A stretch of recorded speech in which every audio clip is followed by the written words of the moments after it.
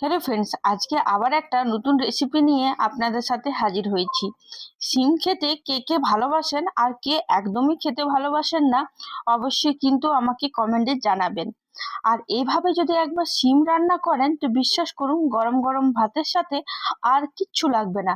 যারা শিম খেতে ভালোবাসে না তাদেরকে কিন্তু একবার এভাবে শিম রান্না করে দিতেই পারেন। অসাধারণ লাগে গরম গরম শিমের এই তরকারিটা আর গরম গরম ভাত। হ্যাঁ, আজকে আপনাদের সাথে আমি শিম পোস্ত সর্ষে রেসিপি নিয়ে হাজির হয়েছি। আর আমার কিন্তু এমনি ধরনের শিম খেতে খুব ভালো লাগে, তাই মনে করলাম আজকে আপনাদের সাথেও শেয়ার করা যাক।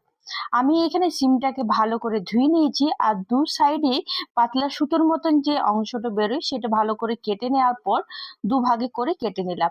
আপনারা চাইলে কিন্তু বড় বড় করেও রাখতে পারেন, আবার যেভাবে আমি কেটে রেখেছি ঠিক সেভাবেও কিন্তু কেটে রাখতে পারেন। আমার এখানে সিমটা খুব ভালোভাবে কাটা হয়ে গেছে। এরপর গ্যাসের আঁচ অন করে তার মধ্যে কড়াই চাপিয়ে তার মধ্যে 2 চামচ সর্ষের তেল অ্যাড করে দিলাম আর 1 চামচ কালো জিরে আর কিছুটা মানে 4-5টে রসুনকে ভালো করে থেতো করে অ্যাড করে নিলাম। রসুনটাকে বেশ ভালো করে ভেজে নেব যতক্ষণ পর্যন্ত না রসুনের গায়ে একটু কালারটা চেঞ্জ হয়ে আসছে। 2 মিনিটের পর আমার রসুনটা খুব ভালো করে ভাজা হয়ে গেছে আর এদিকে আমি সিমটাকে দিয়ে দিলাম। তার সাথে একটু লবণ অ্যাড করে দিলাম যাতে তাড়াতাড়ি সিমটা সেদ্ধ হয়ে যায়। লো টু হাই মিডিয়ামে ভালো করে সিমটাকে 2-3 মিনিট নাড়াচাড়া করে নেব। নাড়াচাড়া এখানে আমার হয়ে গেছে।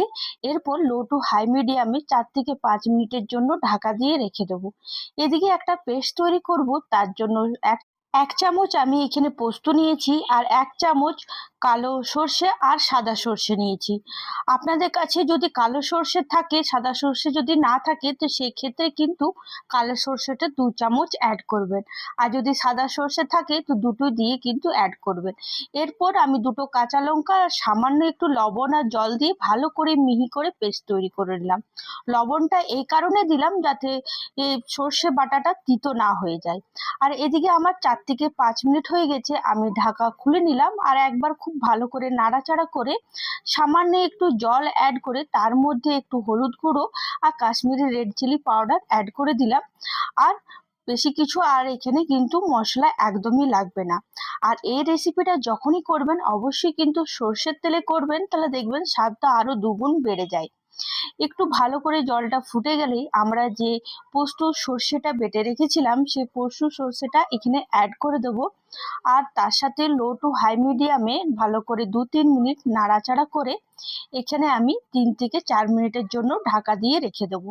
কারণ শিমটা আমাদের প্রায় সেদ্ধ হয়ে গেছে, আর একটু সেদ্ধ হলেই কিন্তু হয়ে যাবে। এখানে আমার 3 মিনিট হয়ে গেছে, দেখুন শিমটা খুব ভালোভাবে আমার সেদ্ধ হয়ে গেছে আর তার সাথে তেলটাও ছেড়ে এসছে। গরম গরম ভাতের সাথে একবার অবশ্যই বাড়িতে ট্রাই করে দেখুন আর আপনারা বলুন যে কেমন লাগলো এই রেসিপিটা। যদি ভালো লেগে থাকে তাহলে অবশ্যই একবার কমেন্টে জানিয়ে যাবেন। আর যদি ভালো লেগে থাকে তো লাইক করতে ভুলবেন না। এইভাবেই পাশে থাকুন। অসংখ্য ধন্যবাদ। আশা করি আপনারা সকলেই খুব ভালো আছেন।